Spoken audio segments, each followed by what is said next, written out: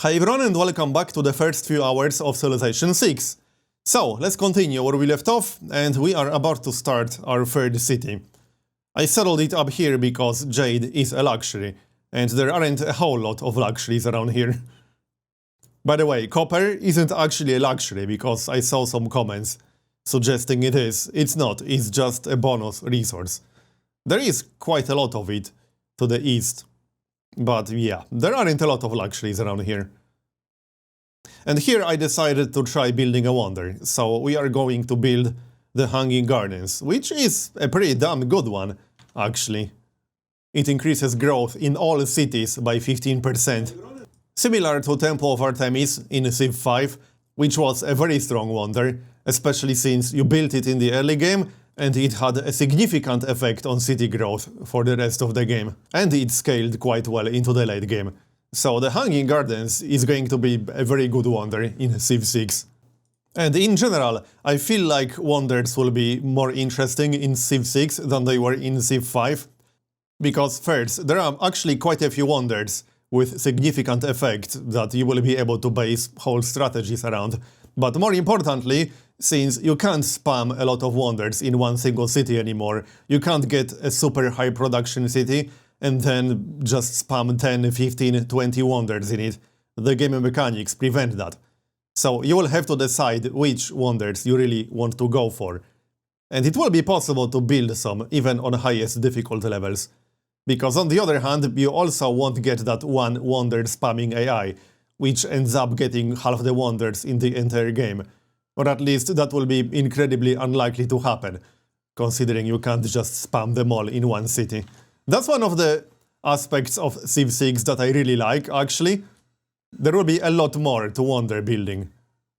Anyway, here I'm checking some city-state quests again, and I think it's worth noting that city-state management is going to be another really important part of Civ 6, especially with how strong some of the unique city-state bonuses are. You probably remember the Brussels bonus. That was plus 15% production to all wonder building. Granted, that number might change before final release, but even if it was, let's say, 10%, that would still be a very strong bonus, and a lot of city-states have very significant unique bonuses. Not to mention you can always get some bonus from the city-states, even if some other civ has more influence than you do or more envoys. You still get some bonuses, it's just the unique bonuses that can only go to one civ. And so far there seems to be more variety to city-state quests. The one part that I like is that they can all be completed, or at least vast majority of them. I didn't run into any city-state quests that would be either very tough or almost impossible to complete. Like, get a road with a city-state that's almost impossible to build a road to. It's mostly things like build specific units, get a Eureka boost for a specific technology, get a specific great person, and so on. Anyway, our techs are coming along quite nicely. And here I'm about to build a campus, which is going to be a +6, which is really damn good. It's not easy to get districts with a very high bonus. I can do it here because of all the rainforest. Anyway, changing the topic for a moment, and since we were just talking about city-states a moment ago, I saw a few comments from people saying, and it's also been a bit of a concern of mine, that the Eureka boosts mean that you might get pigeonholed into a very specific build order to maximize the Eureka boosts. But I actually don't necessarily agree with that after thinking about it a bit more, because on the other hand, with how strong the city-state bonuses are, and with how many city-state quests you get that you can complete, it might also be a valid strategy to ignore some of the Eureka boosts and maximize the city-state gains instead. Just to get as many city-state bonuses as possible. Like I said, some of them are really damn strong. And you can't really do everything at once. You can't get all the Eureka boosts for techs, you can't get all the inspirations for civics, you can't complete all the city-state quests all at once. You will ultimately have to pick which you want to focus on more. And I think city-state bonuses were a little bit underestimated in a lot of the Civ 6 discussions that I read.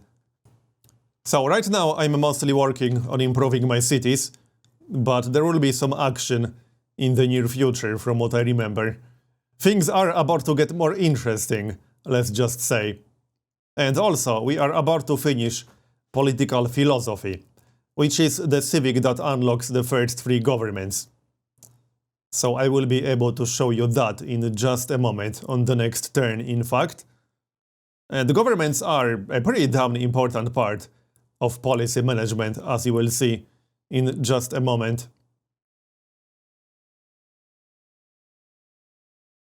By the way, a lot of the keyboard shortcuts weren't fully functional yet, which is why you often see me just clicking on skip turn instead of using a keyboard shortcut for it. Here we're having a chat with China. And I'm actually going to send a delegation to them. So that's a mechanic that you can use to improve your relations with other civs. But 1, you have to pay for it, and 2, they can actually decline. That is a thing. 25 gold might not seem like much, but consider that you will be playing with, let's say, 7 AIs, if there are 8 civs in the game. So that cost can stack up very quickly.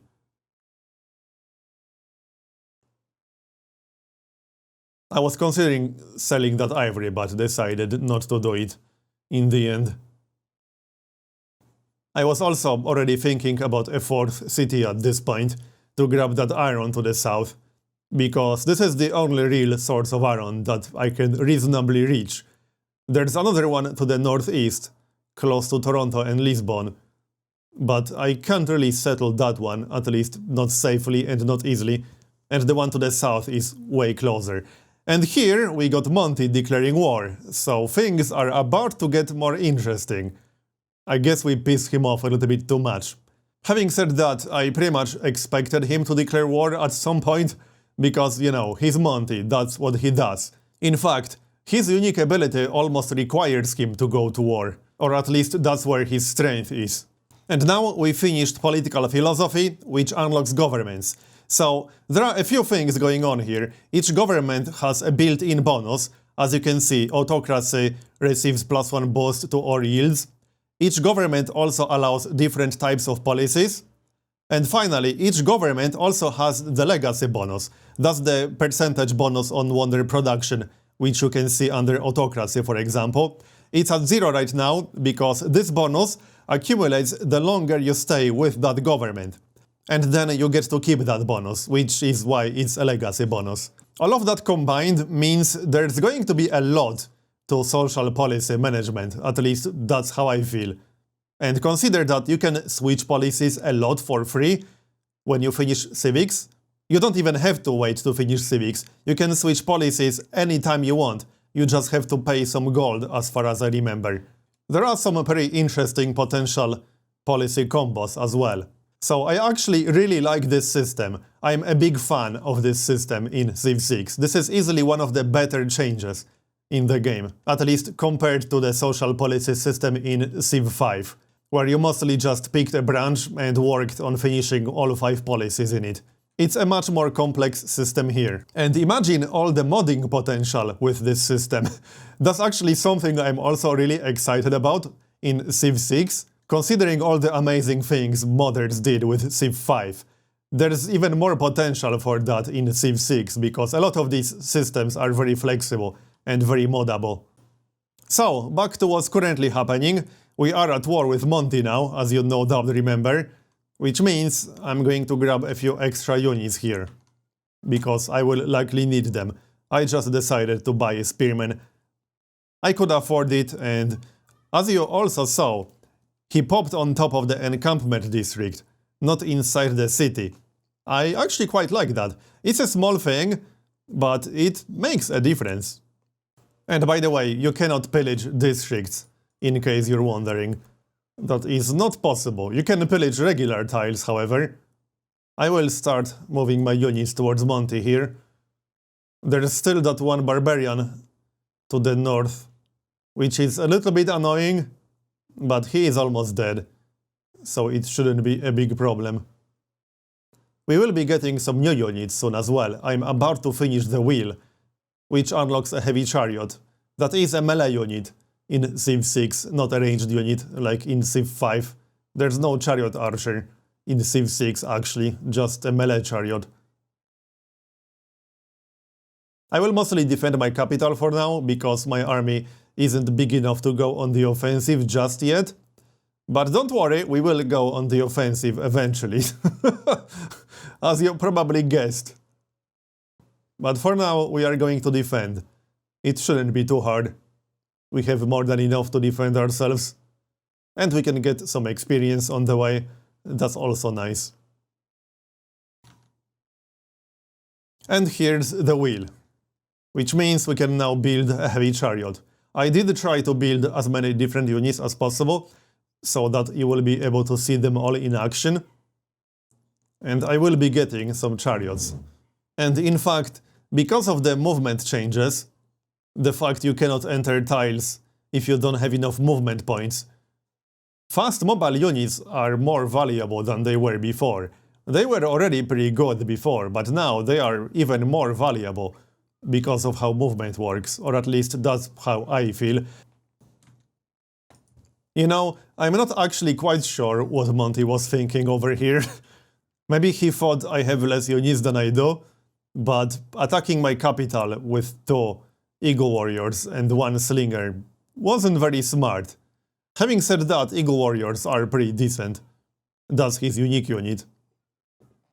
But yeah, I have more than enough to defend myself, which means his units are going to be mostly cannon fodder and experience for me.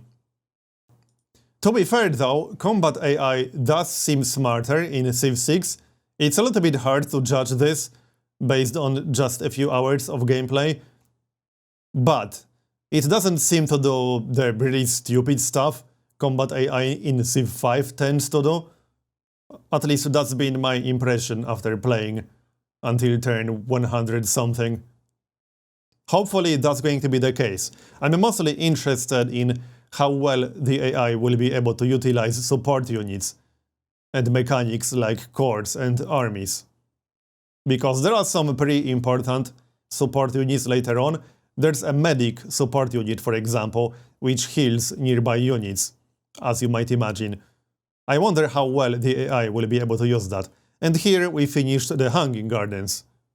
And we're going to see the Wonder Building movie. I quite like this. And the Hanging Gardens, as you remember, gives us plus 15% growth in all cities. And we got an inspiration boost. That was the one that required a wonder. And I'm not sure if you noticed, but we were already researching drama and poetry when we finished a wonder, and it did cut the research time from 6 turns to 2 turns. So you can finish the Eureka boosts while you are already researching the tech that requires them, and this was one such example of that happening. And now we can actually build other things, like barracks, and recruit more units. I was pretty much waiting to finish the Hanging Gardens to focus more on military, because I wasn't going to give up my progress on the Hanging Gardens. So yeah. Also, there are some districts, from what I remember at least, that get bonuses from adjacent wonders. I don't remember the specifics, maybe we'll see it a little bit later, but you can get some adjacency bonuses from wonders specifically. I think that was culture actually, which makes sense, but I'm not 100% sure. We'll see later in the footage, when I actually get to that point. There is going to be quite a bit of combat in the next few turns. And I still got quite a lot of map to explore. We are going to meet another AI very soon. I think it might actually be in 2 turns or so, since I've been searching for more AIs all this time with one of my units all the way to the east. The timing of this war was actually slightly inconvenient for me, because I still wanted to settle that city next to Aron, to the southwest, because I don't have a single source of Aron at this point, and I wanted to get some units that required it. So yeah. It's a bit of a nuisance, but at least we'll get some nice experience, and you get to see some combat. We will need some upgrades to our units soon as well. And let me tell you, the upgrades are not cheap.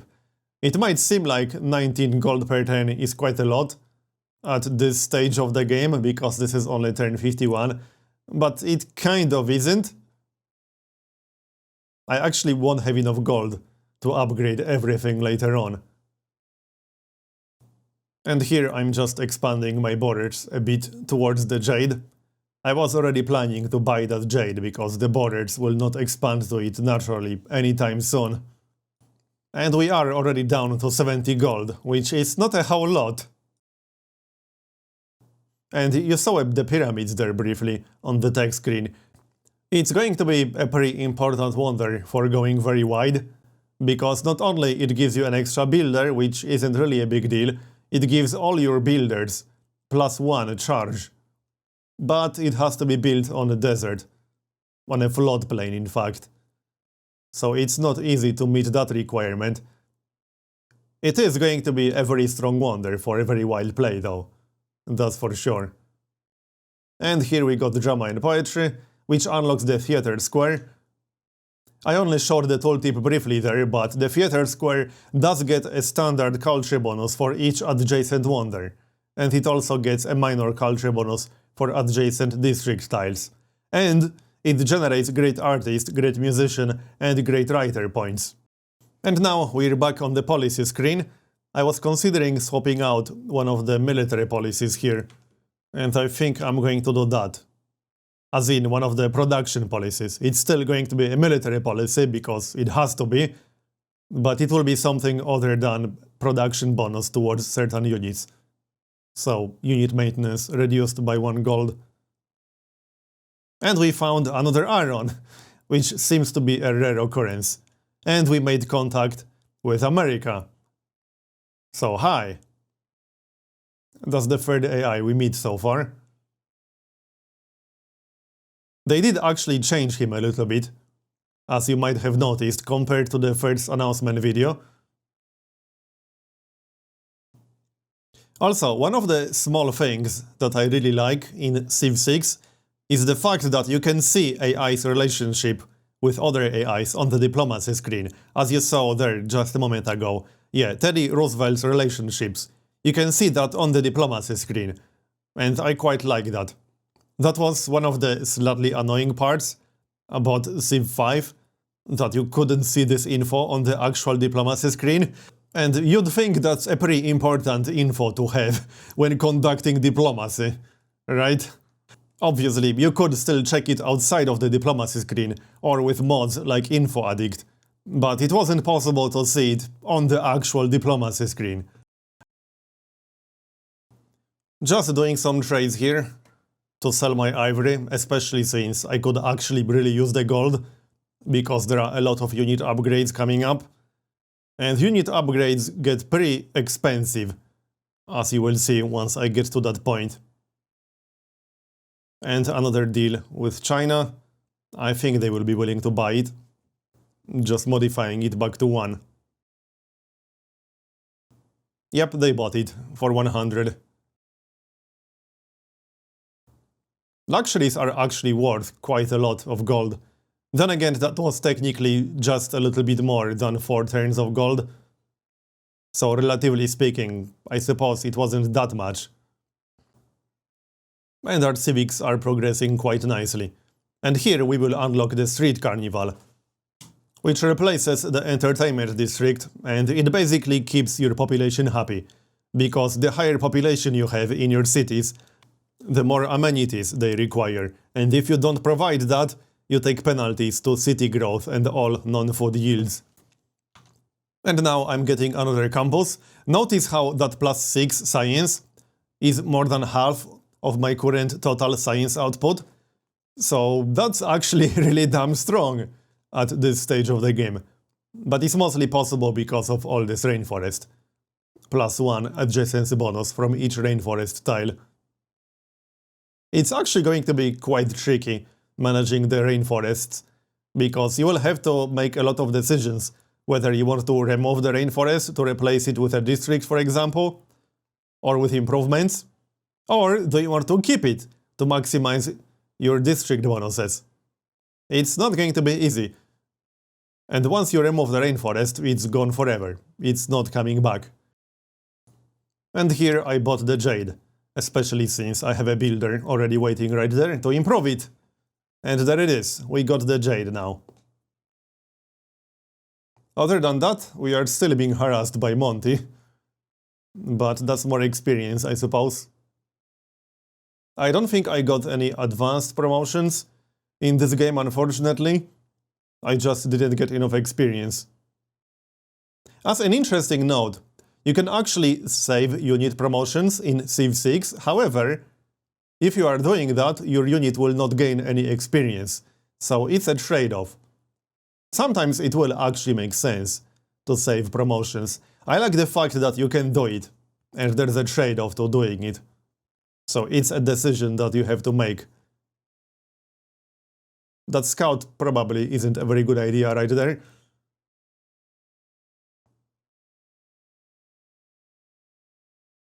And our warrior is still exploring. Still quite a few city-states to be found. And I was also looking around for some resources that might be new. Or for any natural wonders, because there are several new natural wonders, like the crater lake, which we found in the earlier episode, but there are also some others that I was hoping to find. And we'll kill another Ego warrior. RIP. He only had 4 health.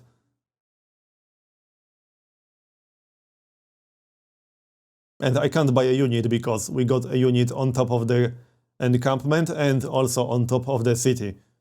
So I'll have to move the unit from the encampment to be able to buy a unit. Which is fine. I still need that Iron City to the southwest. That's going to happen later.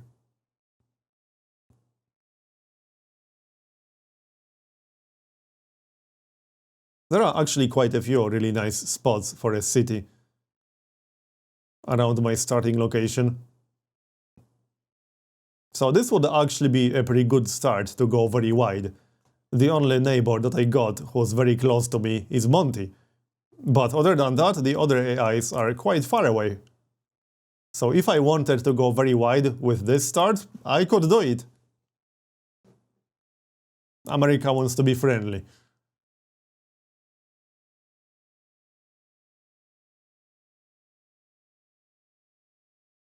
And I think China will dislike you if you build wonders. That's their thing. Yeah, we build more wonders. So they will dislike us for that. But we don't really care, he's very far away. So it doesn't really matter all that much.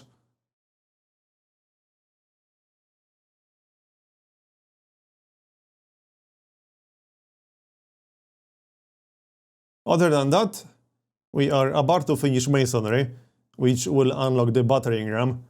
I don't remember if I built any. I think I did.